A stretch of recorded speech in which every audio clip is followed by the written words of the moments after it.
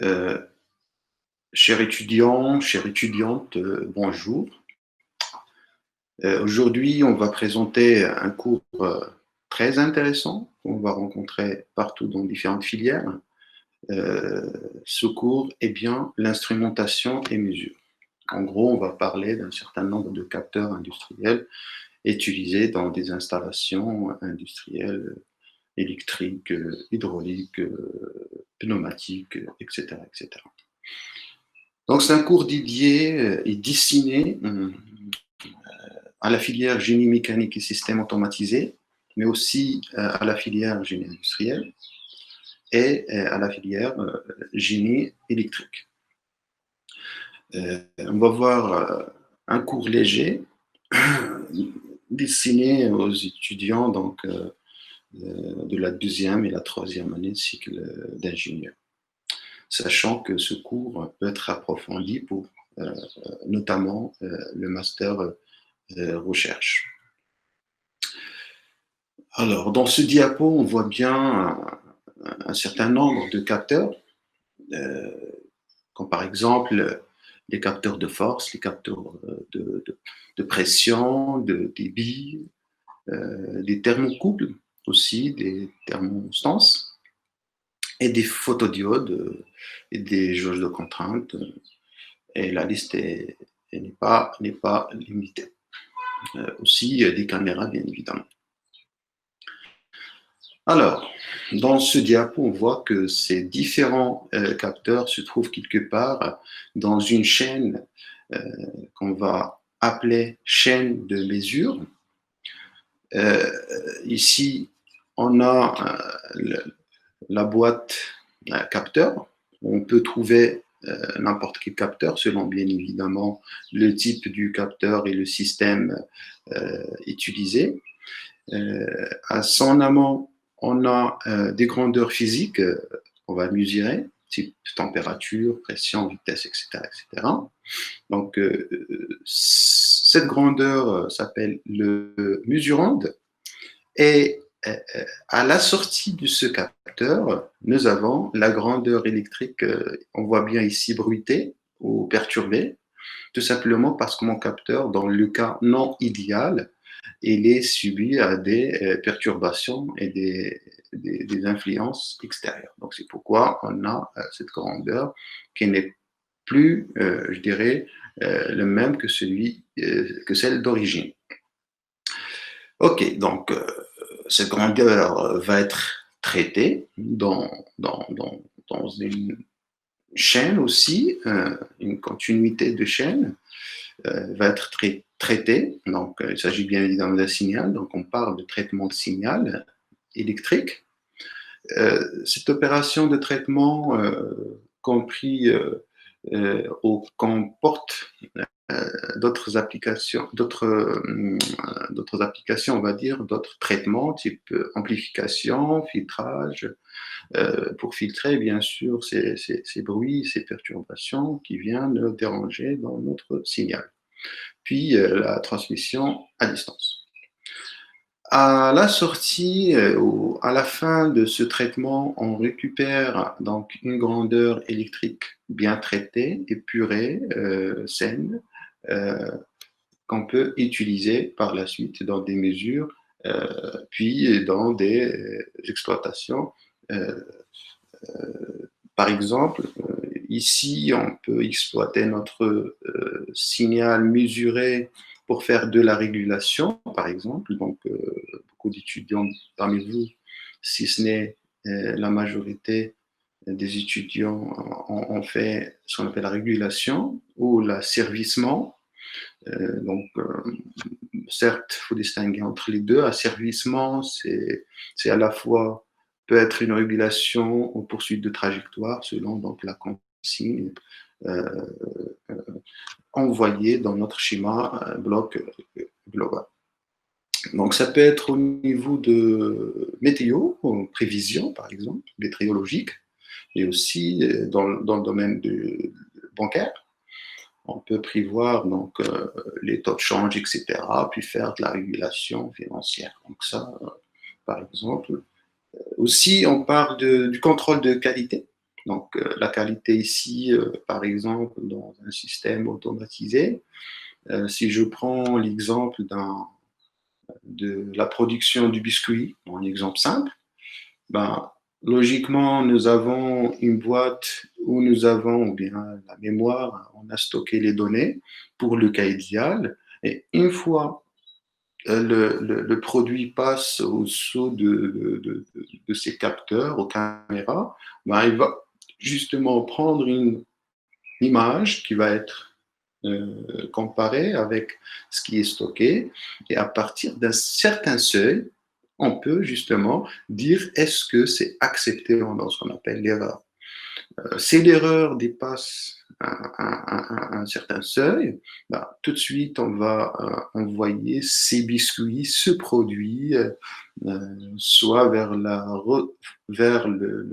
l'opération de traitement, soit on l'envoie vers le déchet, donc pour destruction. Dans le cas contraire, bien sûr, il sera envoyé dans un autre tapis pour on va dire, continuer à traiter en passant par l'emballage, puis l'envoi vers l'exportation, par exemple. Donc ça, c'est un petit exemple. Aussi, la modélisation en utilisant donc des logiciels, mais en tout cas, ça dépend. Parfois, on utilise une modélisation idéale, parfois, il faut utiliser le bruit, les perturbations, les incertitudes, etc. Donc, pour la modélisation, on a plusieurs possibilités selon le cahier de charge. On parle aussi de l'environnement. Exemple, l'environnement, c'est par exemple la température ambiante, le taux de pollution dans une salle donnée. Donc, une fois, par exemple, la température dépasse un seuil toléré, donc tout de suite, il va justement s'arrêter automatiquement. Pareil, si on détecte une pollution qui dépasse le taux toléré, la même chose, donc on intervient pour purifier, par exemple, cet air ambiant. Et en énergie avec les différents types d'énergie possibles, que ce soit énergie électrique, énergie mécanique, hydraulique, en tout cas selon le domaine d'application ou le champ dans lequel on travaille. Ok, donc trois petites questions posées justement pour entrer et introduire ce cours. Le quoi, c'est les capteurs industriels. Le pourquoi, donc c'est là où il y a vraiment le vrai travail, on va dire. Pourquoi on utilise ces capteurs industriels? Bah, c'est justement pour améliorer le quotidien, pour un petit peu automatiser des systèmes parfois complexes, puis aider l'être humain à faire des choses qui ne peut pas les faire. Et grâce à ces capteurs qui sont intégrés dans des robots, etc., ben, on est capable justement d'améliorer notre quotidien. Donc j'ai noté maîtriser, donc on est obligé de maîtriser ces grandeurs physiques, notamment, je dirais, dans le cas où on a des systèmes à risque, type nucléaire par exemple, type avionique, où on n'a pas le droit de faire des erreurs là-haut, type par exemple robotique dédiée aux opérations chirurgicales, donc la même chose. L'autre notion, c'est de gérer la gestion. Donc la gestion de ces grandeurs physiques revient à faire, par exemple, la gestion d'énergie, faire de l'optimisation, faire de, des améliorations. Donc, si je prends le terme améliorer, puis prédire, l'exemple que je viens de citer, je peux prévoir, par exemple, le climat de demain ou le climat d'une durée et tout dépend bien sûr d'un certain nombre de capteurs, un certain nombre de choses qui sont installées, qui nous donnent des informations qu'on peut par la suite projeter dans l'avenir. Puis l'évaluation, chose qui est intéressante, ça veut dire que si j'ai des capteurs utilisés pour une durée donnée, à un moment donné, je dois évaluer dans un premier temps, est-ce qu'ils sont toujours utilisables ou pas, utilisables ou peut-être on essaye de les améliorer en essayant de rendre euh, la durée de vie du produit un petit peu plus longue. Sinon, dans le cas contraire, tout simplement, il faut les remplacer. Donc, pour l'objectif, la question comment, c'est exactement l'objectif de ce cours. Alors, concernant les connaissances utiles ici, il faut connaître un certain nombre de notions, des bases en sciences fondamentales et appliquées, que ce soit au niveau physique, au niveau maths appliqué. Puisque ce cours parle des capteurs. Et lorsque je parle de capteurs, je pose toujours la question quel capteur pour quelle application. Donc, selon l'application, selon le champ d'application. Parce qu'un capteur dédié à un système hydraulique n'est plus le même qu'un capteur dédié au système électrique ou chimique, par exemple. Donc, ça change d'un domaine à un autre. Donc, les objectifs généraux de ce cours, c'est bien évidemment faire le cours, expliquer les principes physiques, technologiques et caractéristiques des principaux capteurs industriels. Bien sûr, en passant pour cela par un certain nombre de notions sous forme, on va dire, opération, conditionnement du capteur, et des signaux de mesurer. Donc ça aussi.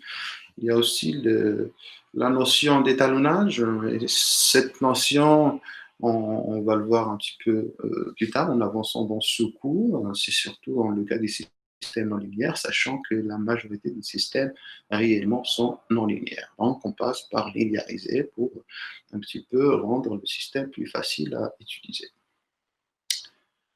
Une fois le cours, les TD, les travaux des régies vont avec en parallèle en général. Donc, une fois qu'on a avancé dans ce cours, et au fur et à mesure que les choses commencent à se compliquer, on introduit des travaux dirigés justement pour un petit peu simplifier en donnant des exemples simples, clairs, euh, où on va appliquer les différentes fonctions qu'on va voir dans le cours.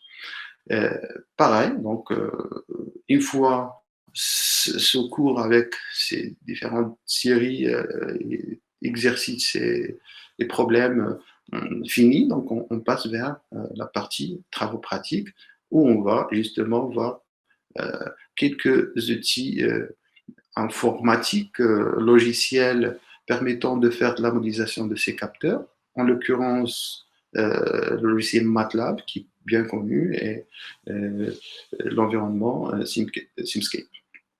Aussi, nous avons au niveau laboratoire donc un banc d'essai sur les capteurs, sur lequel nous avons justement un certain nombre de capteurs, une dizaine de capteurs, en passant par l'ultrason, par les capteurs de pression, etc., qu'on va aller voir leur principe de fonction, etc., avant de passer vers les opérations d'étalonnage et de conditionnement de ces capteurs, dans le but justement de faire de l'exploitation. Et cela, on essaie de le faire sous forme de projet. Ça veut dire que chacun d'entre vous, en binôme ou en trinôme, donc à vous de faire ce choix. On laisse la liberté aux étudiants. Vous proposez des projets en concertation avec vos collègues et on va dire un encadrement personnel. On essaie d'aller vers des choses. Par exemple, on peut travailler sur des robots, par exemple, mobiles. Et donc, on va utiliser quelques capteurs, type capteur ultrason, infrarouge, dans le but, par exemple, de faire une application ne permettant de dévier, par exemple, des obstacles. Donc, l'utilisation du capteur qui détecte la présence de quelque chose. Pareil, on peut donner l'exemple, par exemple, d'un panneau solaire. C'est intéressant aussi comme projet. Ce sont des projets sur lesquels on travaille aussi. Euh, donc, ça veut dire que qu'il y a des capteurs qui captent la luminosité, donc capteur de luminosité, la lumière, qui va être par la suite transformé en courant, donc électrique, pour générer de l'électricité qu'on va justement l'injecter au réseau. Donc on va voir un petit peu ces différentes notions et comment les utiliser pour faire de la gestion, l'optimisation, etc., etc. Et surtout avoir des systèmes par exemple, autonome, intelligent, euh, tout en utilisant parfois des systèmes de stockage pour gérer un petit peu la période de la journée et la période de nuit. Donc voilà, donc là, vous avez mon plan de secours. C'est un plan, euh, je ne vais pas dire très recombrant, mais on peut dire que si on arrive à, à, à un de ces capteurs pour l'utiliser dans des projets, donc ça veut dire que chacun d'entre vous, peut-être à la fin de ce cours, va utiliser un capteur parmi ces projets euh, pour une application donnée, ça serait l'idéal, d'accord? Donc, le plan, on commence par une introduction générale, on part sur des généralités, sur quelques principes, en donnant des définitions, puis parler de la chaîne de mesure, et à un moment donné, selon le système que vous voulez étudier, l'installation que vous voulez étudier, donc on va faire un choix approprié. Deuxième point, c'est des généralités sur les capteurs. Ensuite, l'étude des performances d'un capteur donné. Ici, on a toujours des compromis à trouver. Donc, on ne peut pas avoir, on va dire, toutes les performances souhaitées. Bien sûr, étudier les caractéristiques statiques et dynamiques de ces capteurs. En quatrième point, on parle de l'opération d'étalonnage d'un appareil de mesure. Le cinquième point, on parle du conditionnement des capteurs du signal. Donc, conditionnement des capteurs, selon les types des capteurs, on va voir, donc je le dis de suite, il y a des capteurs actifs et des capteurs passifs. Donc, on va les traiter dans un autre chapitre à part. L'opération de linéarisation en sixième position, cette opération est très intéressante et fondamentale puisque en général la réponse donnée par presque la majorité de capteurs n'est pas à 100% linéaire, donc il faut passer par linéariser avant exploitation dans, par exemple, un schéma de commande de réglage physique. En septième point, on a l'instrumentation dans les processus industriels, donc on essaie de donner quelques notions, quelques informations, puis finir par travailler sur quelques capteurs. Et cette partie, ça serait partie projet. Chaque groupe composé de 2-3 étudiants va travailler sur des capteurs, un ou deux capteurs. On peut travailler sur un projet donné, par exemple, en utilisant 2, 3, 4 capteurs parfois. Capteur température, déplacement, d'action de présence, ultrasons, etc. Donc, on peut toujours utiliser. Donc, mais comme je le disais toujours et je le dis, je conseille les étudiants de ne pas, parce que je sais que c'est compliqué, c'est vaste, on n'est pas obligé de travailler sur l'ensemble de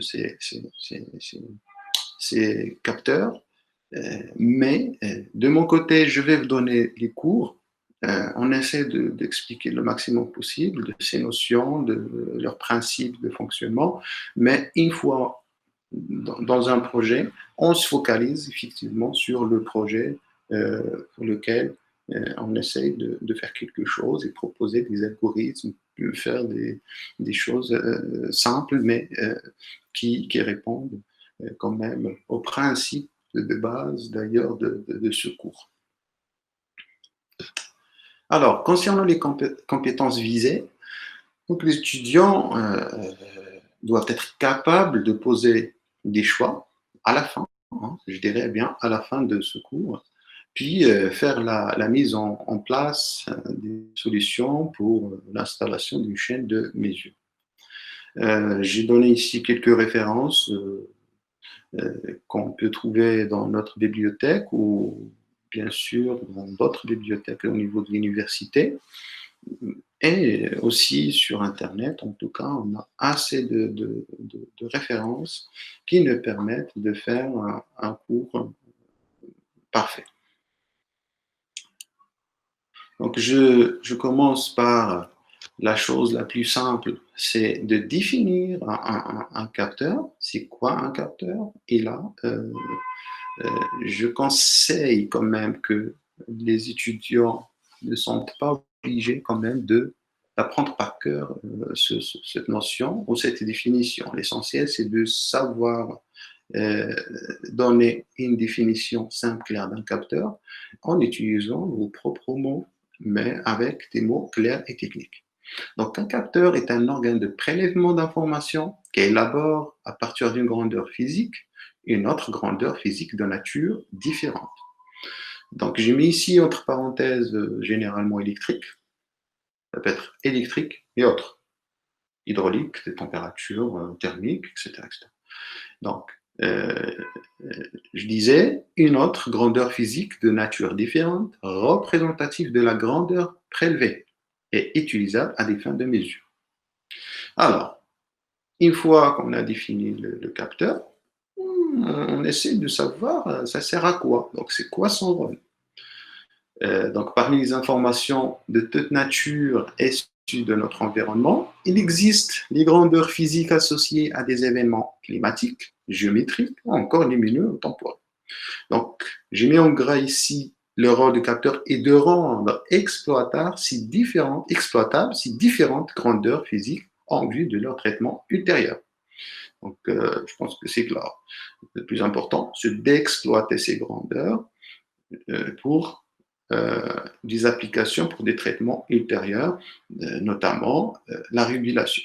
Je mesure pour par la suite comparer. Donc, vous projetez. Il est 18 heures. Au niveau de la régulation au sens large du terme. Ça peut être une régulation électrique, une régulation financière et une régulation, je peux dire n'importe quoi, de l'environnement, etc., etc. L'essentiel, à des fins études.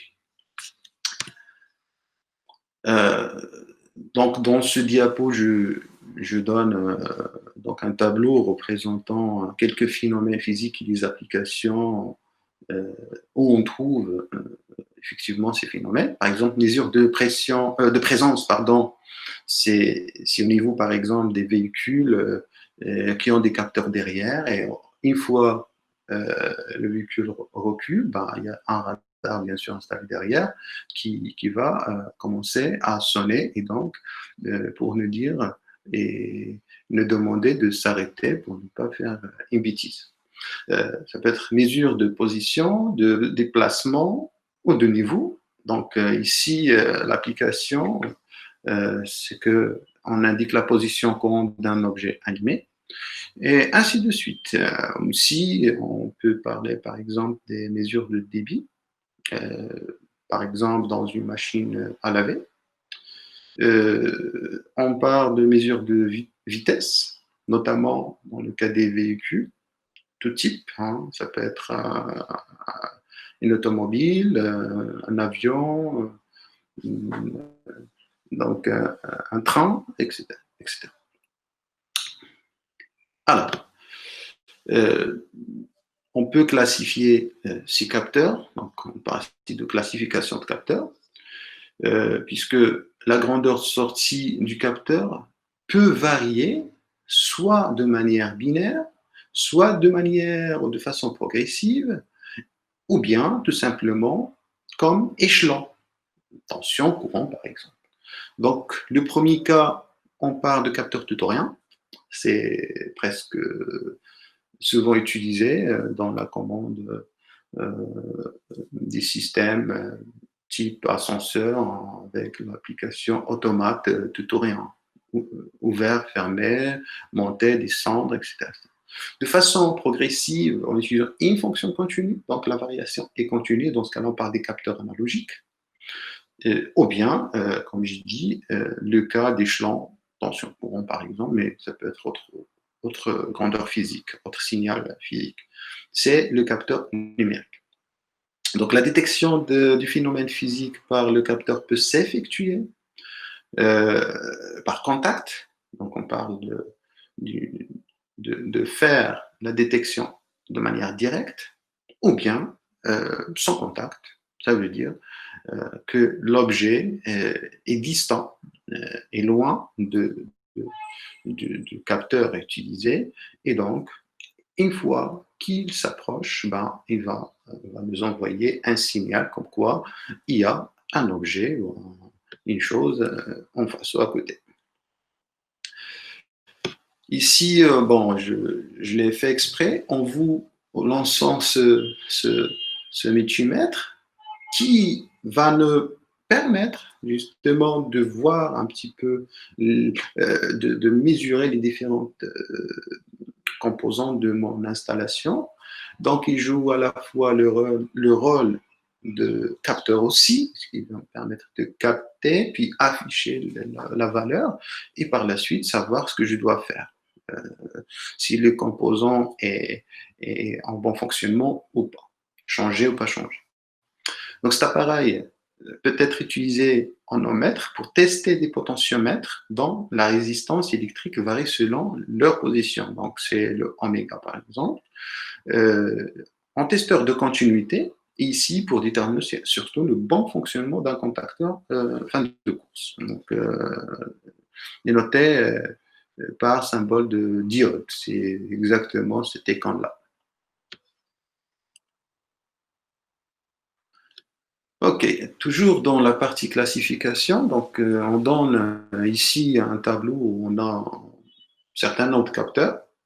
L'aspect qu'on trouve dans des bouquins, voire dans le cahier du fournisseur, leurs symboles, physiquement parlant, puis les classifications et les applications pour lesquelles ils sont dédiés, ces capteurs.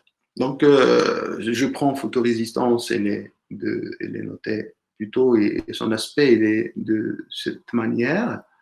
Et le symbole qu'on trouve presque souvent dans les bouquins pédagogiques, c'est celui-là.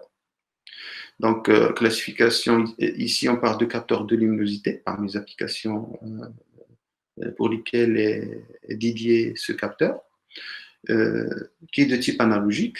Donc, je mets entre parenthèses résistance et sans contact. Donc, on a ici des contacteurs fin de course dont l'aspect est donné par cette figure. Ça n'est pas la seule, il existe d'autres aspects, mais j'essaie de choisir une parmi eux. Et le symbole est bien sous forme d'un interrupteur sur lequel il y a un certain T. Donc, c'est un capteur tutorien. Il détecte avec contact la position d'un objet. Donc, c'est un capteur logique. Vous avez aussi des roues coudeuses. Le symbole est donné par ce circuit d'électronique. Son aspect est bien celui-là. Il s'agit bien ici d'un capteur numérique qui va nous permettre de détecter un mouvement de rotation sans contact. On a aussi des capteurs type potentiomètre qui peuvent être rotatifs, mais aussi les linéaires, rectilignes. Donc, c'est un potentiomètre avec une résistance variable. Vous connaissez le principe. OK, donc If you can't measure it, you can't manage it. Seconde phrase dit, if you can't measure it, you can't improve it. Ce qui veut dire que on ne peut pas gérer quelque chose si on n'a pas la possibilité de mesurer. Hein. Donc, ça, c'est important. Mais en même temps, on ne peut pas améliorer si jamais on n'a pas cette possibilité toujours de mesurer. Donc, cela veut dire que gérer, améliorer, évoluer, rendre automatique, rendre autonome, intelligent, ce que vous voulez, n'est possible que c'est la mesure est possible. Parfois, on fait des mesures, mais ces mesures sont fausses. Donc, parce que soit il y a un problème au niveau du capteur lui-même, comme ça peut être un problème au niveau tout simplement de cette chaîne de mesure, puisqu'on n'a pas seulement le capteur, mais il y a aussi d'autres choses, ces conditionneurs, etc. Puis, les systèmes de linéarisation, un composant quelque part qui n'est pas en bon fonctionnement. Donc, pour les applications, on trouve dans notre vie quotidienne énormément d'applications. Donc, la commande automatique des processus industriels, ça peut aller de l'industrie pharmaceutique, à l'industrie chimique, à l'industrie pétrochimique, etc. etc. Des installations complexes, par exemple, si je prends l'exemple de l'entreprise d'eau minérale, par exemple, nous avons les capteurs qui sont installés pour savoir est-ce que les bouteilles sont remplies ou pas, est-ce qu'on est arrivé au niveau souhaité ou pas, etc. Donc, parmi d'autres. Aussi, les véhicules de transport, et ça c'est important, surtout qu'aujourd'hui, les véhicules de plus en plus deviennent autonomes, et donc, qui dit autonome, dit l'installation de capteurs, voire plusieurs capteurs à l'intérieur de cette installation. Aussi, au niveau équipement domestique, les machines à laver par exemple, les congélateurs et les frigos aussi, qui régulent la température de façon automatique, les climatiseurs aussi qui sont installés partout, au niveau bureau, maison et dans les entreprises. Contrôle de qualité, contrôle de finances aussi, donc on a le droit de parler de cela. Le marché aussi. On parle de l'énergie avec, comme j'ai dit tout à l'heure, les différents types d'énergie. Ça peut être de l'électricité, de l'hydraulique, de la mécanique, ce que vous voulez. Puis l'environnement, lorsqu'on parle d'environnement, ben, effectivement, ici, on parle de, par exemple, de la température ambiante dans un environnement donné. Aussi le taux de pollution et donc l'installation de ces capteurs nous permet justement d'intervenir pour réguler, pour un petit peu stabiliser et rendre l'environnement, je vais dire, vivable. Donc voilà. Donc j'ai mis un petit mot qui dit mesure, dit capteur. Mais on doit faire quand même attention parce que qui dit capteur ne veut pas dire mesure. Donc, je vais m'expliquer plus tard lorsqu'on rentre dans la partie chaîne de mesure. Alors, dans ce diapo, il y a tout simplement un capteur avec son amont et son aval des grandeurs. Son amont à l'entrée du capteur et à la grandeur physique à mesurer. Généralement non électrique. Je l'ai mis entre parenthèses parce que ça peut être aussi électrique. Donc, cette entrée-là s'appelle le mesurement. Bon, d'un point de vue notion. Ensuite, au niveau de la sortie, en aval de ce capteur, on parle de grandeur de nature en général électrique. J'ai donné deux exemples, un certain nombre d'exemples côté mesurant et quelques exemples côté sortie du capteur. Donc, on parle de pression, température, déplacement, etc. Et électricité aussi, courant, intensité de courant, tension, ils vont entrer. Et à la sortie, ça peut être la charge, la tension, courant, impédance. Et ces notions-là, lorsqu'on va passer vers la partie type capteur, vous allez voir pour quel type de capteur on peut avoir la charge à la sortie ou la tension ou, par exemple, l'impédance. Ok, donc ici, le mesurant est la grandeur physico-chimique à mesurer. Donc, nous avons plusieurs types de mesurantes qui sont distingués. On voit des mesurantes qui sont constants, d'autres qui sont une évolution temporelle non répétitive et d'autres répétitives. Donc là, selon l'application et selon ce qu'on veut de cette installation de façon générale. Parce que quand je parle par exemple de la régulation, je sais que l'entrée est une constante.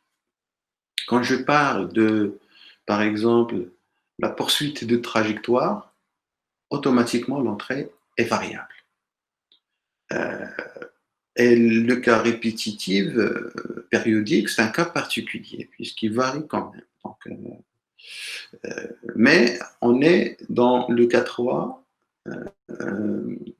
on est en train de parler d'une entrée sinusoïdale avec une certaine fréquence, bien sûr, aux périodes. Donc la grandeur de sortie est appelée réponse du capteur.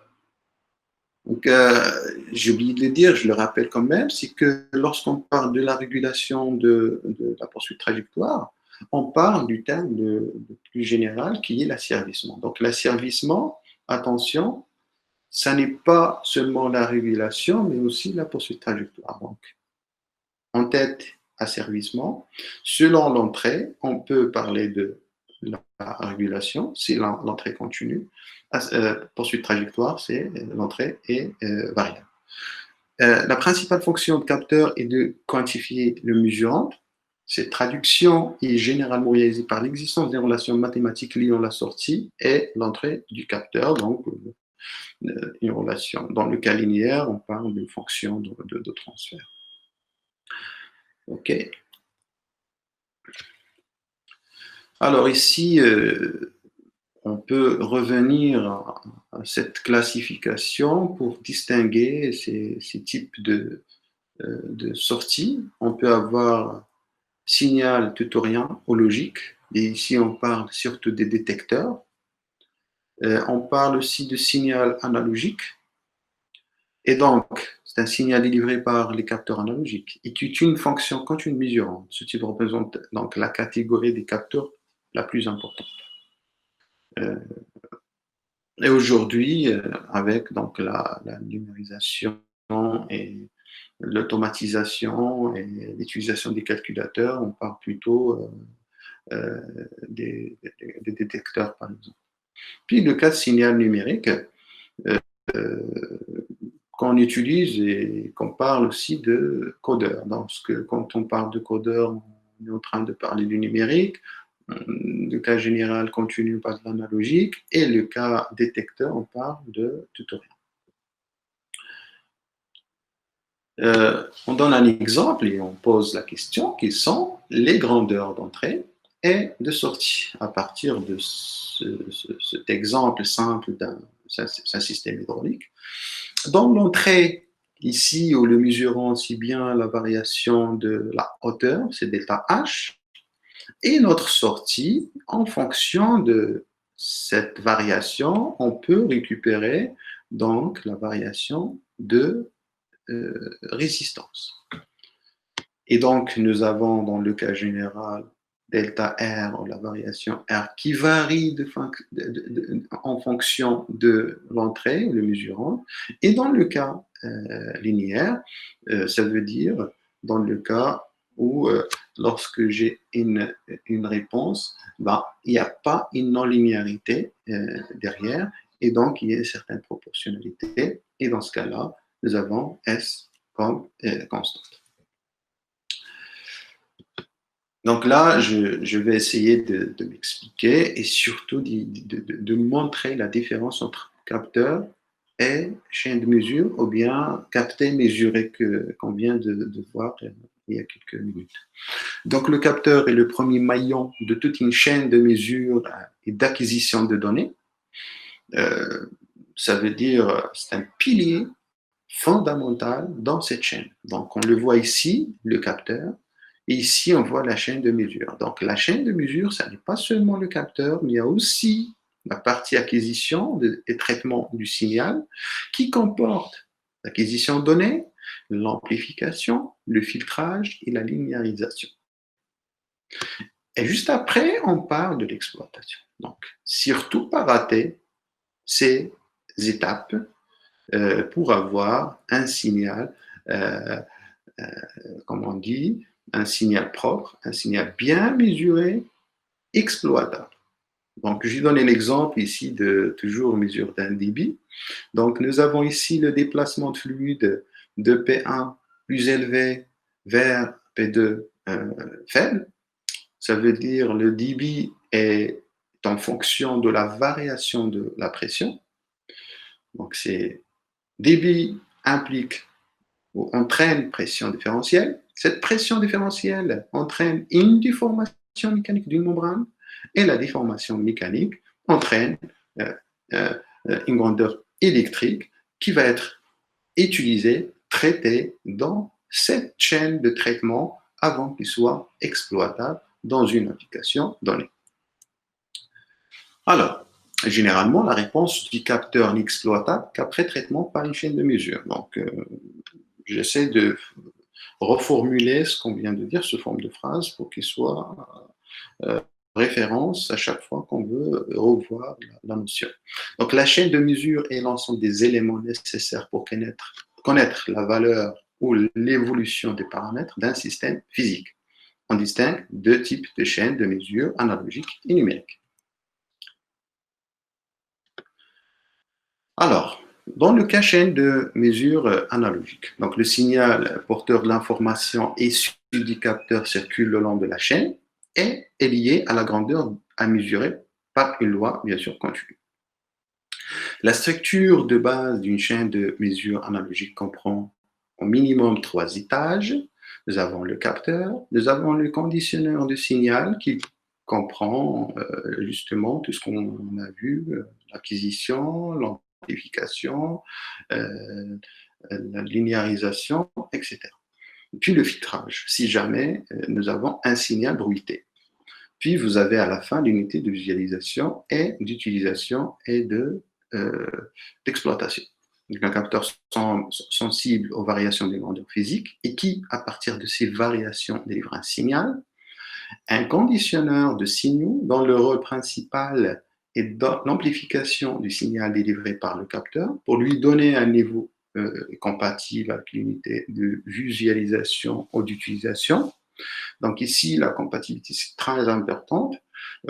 Exemple, dans vous voulez faire la régulation d'un système, vous avez votre schéma, donc on est dans la phase de modélisation-conception, vous avez votre schéma bloc et vous voulez, par exemple, envoyer, je dis n'importe quoi, une intensité de courant comme consigne. Si je parle de la modélisation, dans la chaîne de retour, qui est aussi la chaîne de mesure, faites attention de ne pas mélanger notre chaîne de retour qui représente la chaîne de mesure dans mon schéma bloc et la chaîne de commande qui représente la partie régulation contrôle. Dans la chaîne de retour, le signal en provenance de mon capteur, par exemple une tension, souvenez-vous, j'ai dit intensité de courant, et le signal en provenance du capteur entrant dans mon comparateur est une tension, donc ça n'est pas possible. On ne peut pas euh, faire une comparaison entre deux signaux ou deux grandeurs physiques différentes. Donc c'est pourquoi j'ai parlé de la compatibilité. Et cette compatibilité se fait avec cette chaîne de mesure, en essayant d'amplifier, rendre le signal à la fin comme étant un signal compatible avec les questionnaire d'entrant que je veux comparer, puis après récupérer cette différence qui me représente l'erreur. Et en fonction de cette erreur, je peux agir sur mon régulateur si jamais cette erreur est très élevée. D'accord? Ensuite, donc cet étage peut parfois intégrer un filtre. Donc, c'est la même chose que tout à l'heure, un filtre pour euh, supprimer, pour enlever, pour masquer le bruit.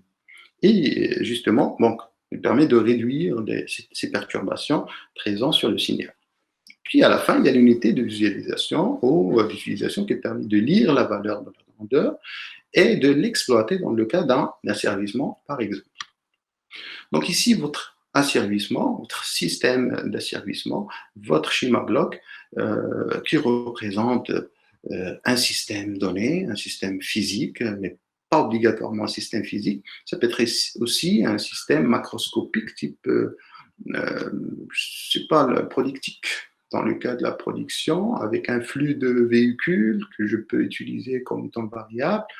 On est plutôt dans le cas système événement discret, mais quand même, euh, euh, ce schéma bloc n'est pas utilisable seulement dans le cas physique, microscopique, on va dire, mais aussi dans le cas macroscopique. D'autres exemples, la régulation du trafic routier aussi, on peut faire une modélisation. Il y a des travaux, d'ailleurs, mais travaux personnels que j'avais fait il y a quelques années, et il parle aussi de ce système macroscopique qu'on peut effectivement modéliser par plusieurs approches, type approche Van Graph ou tout simplement par MATLAB. Voilà, donc ça peut être aussi système de régulation financière. Hein. Donc vous avez le système financier bancaire, puis après vous avez le régulateur, et à chaque fois j'ai des mesures au niveau marché, puis je compare pour agir en conséquence sur le marché. Voilà, donc je donne l'exemple le plus simple, c'est ce système hydraulique avec un réservoir contenant deux capteurs qui vont capter les niveaux d'eau bas et haut, et bien sûr m'envoyer le signal vers le régulateur qui contient justement, juste après le capteur, tout ce qu'on a vu, c'est la chaîne de mesure, puis après le comparateur, régulateur, puis ce régulateur permettra d'ouvrir ou fermer la valve de façon automatique en fonction de ce niveau qu'on vient de capter ou de mesurer. Dans le cas numérique, le principe reste le même. Le cours d'automatique, vous avez vu la partie continue, comment on automatise un système continu, puis après comment on automatise un système échantillonné en introduisant des convertisseurs numériques analogiques, analogiques numériques, et donc des calculateurs finalement, avec beaucoup de traitements qui vont avec, mais dans le but d'améliorer. Donc, on n'est pas là pour rendre le système plus compliqué, mais le numérique, c'est toujours, comme on dit, mieux que l'analogique. Donc, le signal porteur de l'information issu du capteur est échantillonné. Le dispositif de commande peut être mené d'un microprocesseur programmable. Donc, la structure est là. Donc, vous avez le capteur. Ensuite, vous avez le conditionneur du signal. Donc, ici, certainement des grandeurs électriques. Puis après, je passe vers cette carte d'acquisition avec un convertisseur analogique numérique. Puis après, j'ai ici des données numériques. Puis, ils vont être traités. Donc, analogique numérique, traitement. Mais après, lorsqu'on parle, par exemple, de contrôler, si je prends l'exemple numérique analogique ici, chose logique, parce que dans mon calculateur, il y a ce convertisseur, donc j'ai des signaux piquants, on va dire, piquants, des pics, donc on ne peut pas attaquer un système avec des pics, donc c'est pourquoi donc, la fonction de Dirac, la fameuse fonction de Dirac, donc on est obligé de bloquer, on utilise des bloqueurs en général pour qu'on puisse par la suite commander le système. Donc, la question, quel capteur pour quelle application? Donc, le choix de l'instrument le plus approprié pour mesurer une grandeur physique donnée dans une application commence par la spécification de ces caractéristiques nécessaires aux exigences de l'application. Et donc, nous avons pas mal de caractéristiques, type précision souhaitée, résolution, sensibilité, performance dynamique, fragilité, etc. etc. Donc, sont des notions qu'on va voir plus tard pour approfondir. Et pour chaque caractéristique, on va voir comment on la définit dans un premier temps, comment on peut faire des choix convenables côté performance, parce qu'on sait que parfois on est dans la contradiction, il faut faire les choix au bon moment. Alors, le cahier de charge. Donc, le choix de capteur au sens large, c'est-à-dire avec la chaîne d'acquisition. Donc, on ne peut pas parler de capteur sans parler de chaîne d'acquisition. Côté théorique, en maths appliquée, voir les automaticiens qui font que de la partie théorie, on parle de capteur représenté par une fonction de transfert et on fait l'affaire. Mais d'un point de vue réalisation en expérimentation, ça n'est pas toujours facile, donc il faut faire attention. Donc, ce choix va dépendre des caractéristiques de la grandeur à mesurer, mais aussi de l'utilisation que l'on veut en faire et des performances recherchées. Et de ça, bon, quand vous parlez de l'utilisation, c'est des applications. Les performances recherchées sont au moins 3 ou 4 dans le cas régulation. On parle d'un système stable, la chose qui est fondamentale. On parle de la rapidité, de la précision, et on parle aussi de la robustesse. Donc, ça, c'est juste un rappel, parce que vous avez déjà fait ce cours-là. Et j'essaie un petit peu de rappeler des choses parfois qu'on les voit que lorsqu'on fait la réalisation. Et ces choix dépendent, comme j'ai dit, des applications sur lesquelles on travaille. Et donc, parfois, on est dans l'incapacité de choisir à la fois un système stable, rapide et précis. Je donne un exemple, ou 2 exemples, comme ça je vais essayer de vous faire expliquer ce choix. Et parfois, ce sont des contraintes. Et on est obligé d'aller vers cette performance et non pas vers cette performance. Je prends un exemple, par exemple, d'un robot qui va me permettre de faire une opération chirurgicale. Un tumeur dans le cerveau, par exemple. Pour mon système robotisé qui va intervenir, doit être, dans ce cas-là, d'abord stable, mais surtout précis. Parce que j'ai besoin d'avoir une précision pour ne pas faire une erreur qui me risque la personne malade. Donc, la précision, on n'est pas obligé d'être rapide. Rapide au sens propre du terme, la rapidité. Il faut avoir un certain temps de réponse, mais on n'est pas obligé d'être trop rapide, piquant carrément, parce que ça risque de détruire carrément le cerveau humain. Ça, c'est d'une part. Donc là, on n'est pas obligé d'être rapide. Donc, les performances choisies ici, c'est surtout la stabilité et la précision.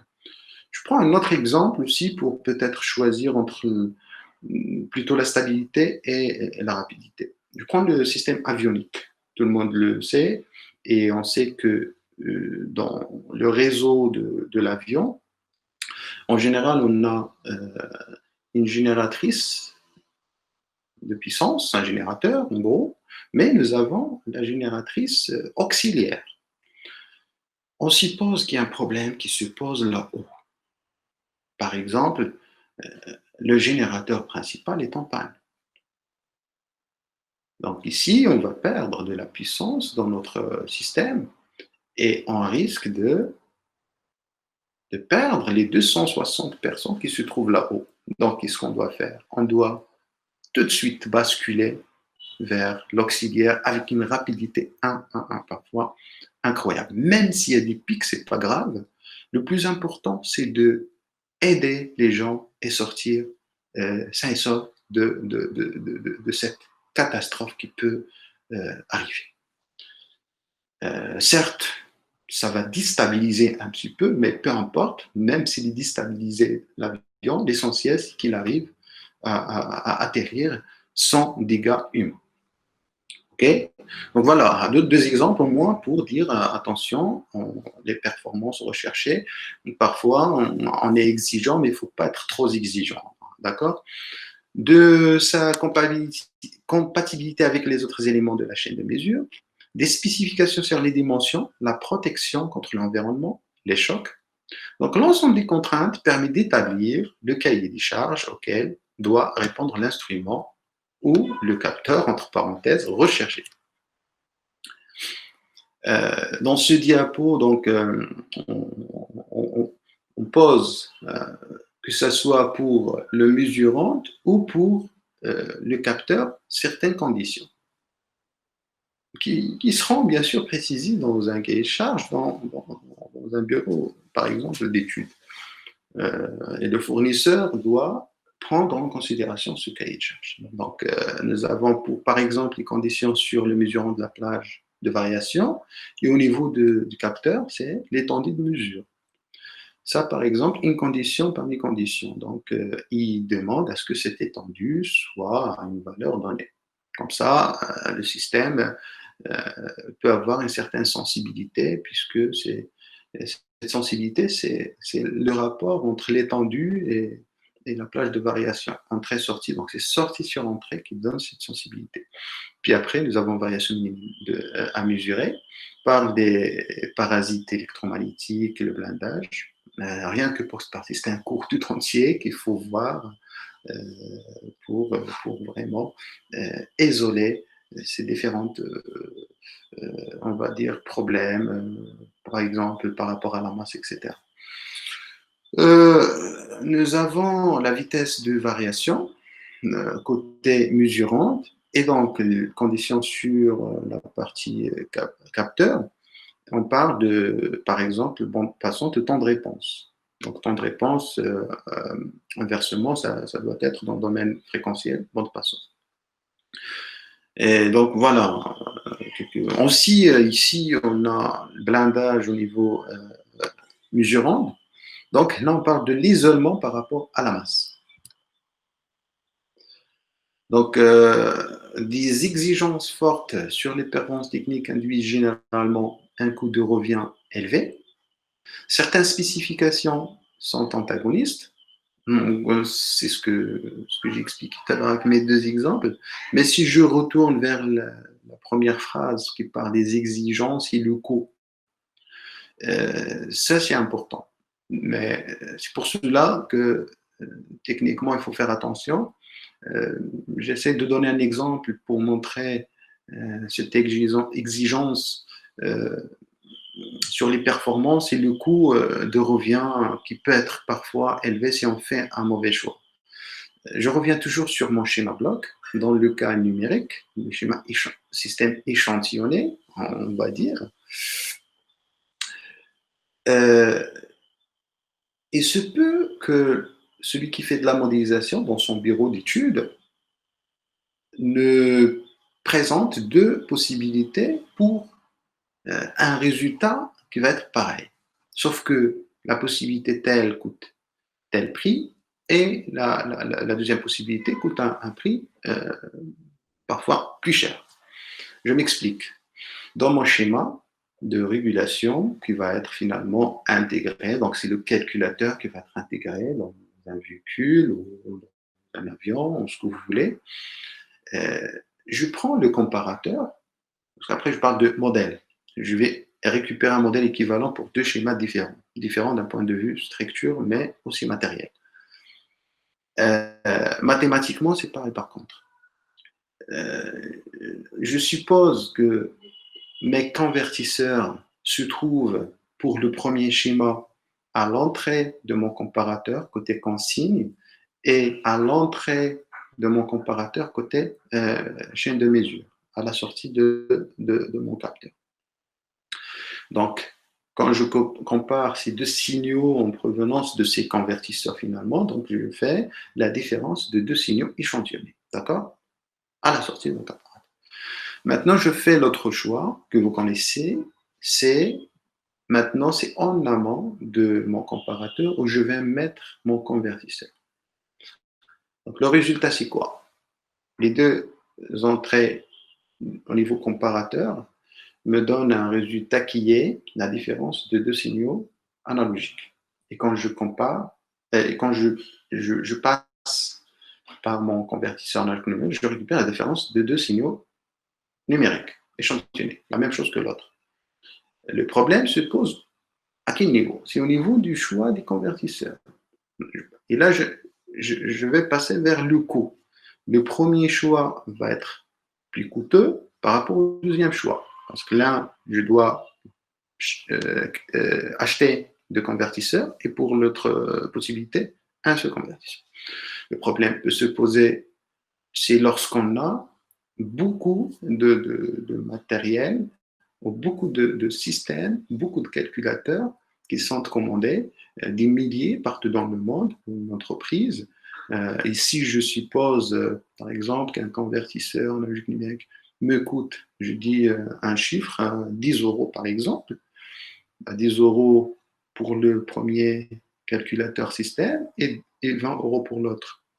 Mais attention, dans mon installation, déjà, je peux avoir plusieurs convertisseurs, mais celui qui demande, celui qui commande, il va me demander des milliers, voire des millions partout dans le monde.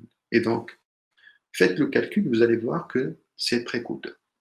Voilà, j'espère que cet exemple a clarifié les exigences avec le coût.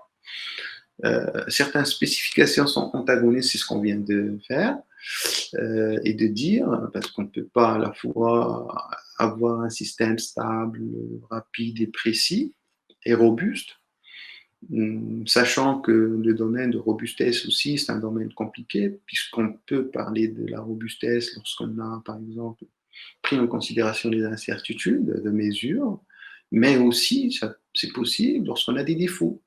Et on peut utiliser tas d'algorithmes, de développer des lois de commande euh, de toute nature. Donc, le choix des instruments est un compromis entre la performance, la robustesse, les exigences frontières et le coût d'achat. Voilà, en général, un compromis à trouver pour un cahier des charges bien ciblé sur le besoin. J'ai noté ce que je dis toujours, pas plus performant que nécessaire. Donc, en conclusion, l'ingénieur doit avoir une large connaissance de l'éventail des instruments disponibles et une compréhension profonde de la façon dont les caractéristiques des instruments sont affectées par les situations de mesure et des conditions particulières d'exploitation. Ce diapo montre donc un organigramme classique qu'on rencontre dans la littérature. Vous allez sûrement le voir quelque part dans la littérature.